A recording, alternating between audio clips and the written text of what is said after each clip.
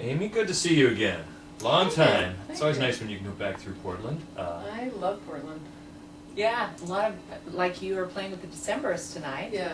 And they've decided to make it home. So we always try to get every artist to at least consider moving here. Would you? Everybody I know says, I'm moving to Portland. And I'm like, I'm getting out of LA and moving to Portland. Yeah, so you've got the shins. I actually know some people who moved here and then they moved back. Oh, Uh-oh. no. What was the reason? Sorry, Portland. I think it's just a business thing. It's like, Yeah. I think it's Mhm. like, they were working in TV and then they kind of like, oh, I guess I have to be in LA after all. Mm.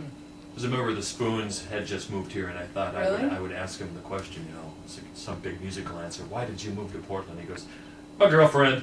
And so you got that Yeah. going on too. Josh so. Ritter also. You're going to find him here. He bought an apartment here. Oh, I didn't realize he lived Yeah. here. Mhm. Oh, fantastic. Yeah, he's joining us on the tour a little later on the East Coast. Well, you've probably been through time when it is sunny, so it can Yeah. be sunny here. Oh, yeah. It doesn't.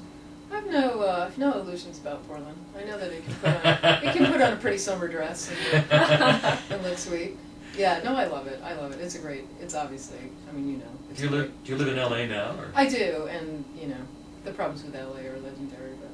You But we seem have a like nice such a house there, serious person in terms of just kind of the literature of your songwriting is heavier than lighter, and I always wonder how a person who's pretty serious gets by in LA because it's such a superficial town. Yeah, it is, but it's also, the other half of the LA thing is that because, it's an industry town, there are a lot of artists who live there, and they all are sort of desperate for, companionship that doesn't revolve around, Botox. and injections, yeah.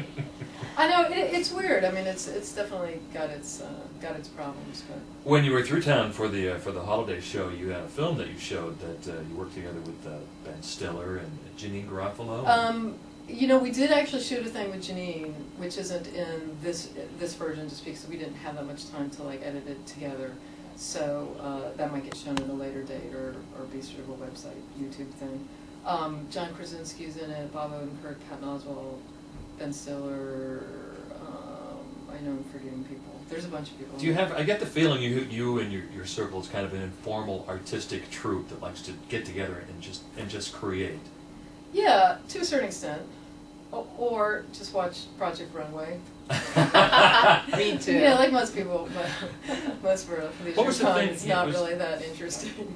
It was the acoustic vaudeville tours that you did a Uh-huh. while ago in Los Angeles. Tell us about those. That was interesting. That was a tour that I did with my husband, and there's this place called Largo Cafe Largo in Los Angeles that's like a little, a small place run by a friend of mine, and so Michael and I used to play there a lot, and we did a series of shows together. And then at some point we had this idea because a lot of our friends were comedians, we'd see a lot of comedy at Largo too. So we had this idea because we both felt really awkward trying to have banter between songs. And then we thought, well, let's get an expert, comedians funny. are expert at Yeah. bantering, so let's have, it's like a pinch hitter, designated hitter, you get a guy to come in and do your banter and then he goes out. Yeah. Nora Jones could use that. Hey, I wanted to ask you, because I noticed when you were performing, you have a great ear for technical sound, for not just the sound, but how every instrument is performing. And it seems to me that you kind of have your thumb on everything. Are you kind of a control freak? No, I know the people to hire. Yeah. My producer is more of a control freak, and he's so dedicated to music, and just having it sound right, and having it sound right to give an emotional experience. He's very emotionally connected with music, and my joke with him is music is your lady, and he's like, yeah, it is, it really is. Yeah. So I think to hire a control freak is the best thing you can do, because then you can just sit back and know it's going to get taken care of. Or her do what they Yeah. do. Has it helped you because you recently started playing piano to sort of get more control over another instrument that's being heard? I really just started playing piano because I started writing songs on piano, and that was just to try to get a different, to just change things up a little. I think when you play guitar or do anything for a long time, you kind of, just sort of automatically do the same stuff that you've always been doing, and I thought, well, maybe a different instrument will, you'll accidentally stumble into something new. And it's remarkable how it did change your sound. Yeah, Yeah. I think it did a little bit, but I mean that's always hard for me to tell. From what I've heard of the new album, Smilers, which Mhm. comes out next year, it is a little different sound. Less guitar, more Yeah. keyboard. Yeah, more keyboard, but it's sort of poppier. It's kind of hard to describe. It's definitely a fuller sound. It's there's some songs that almost like hint at the Cars, but kind of a modernized version of that. I thought your producer's description of an iron glove and an iron fist and a velvet glove was perfect because it's sort of you in a way, that you have this very strong personality, but it's just like silky.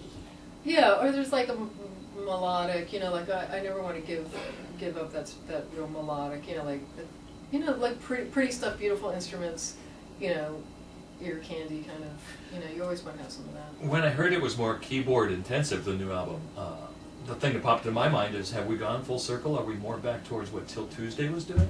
It's really not, I don't think it's like that at all. No? Yeah, Not as Till Tuesday produced, was, produced in a totally different way. I mean, the 80s production was really big drum sounds, a lot of reverb on the snare, and this is exactly opposite. Like the drum sounds and the acoustic, like I do play acoustic guitar, so the acoustic guitar kind of melds with the drum sound. It's very organic drum sound, but like synthesizers on top of it, which just has an interesting mix. And also not every song, like I really try to change it up from song to song. Like there's string sections on a couple of songs, there's horn sections on a couple of songs.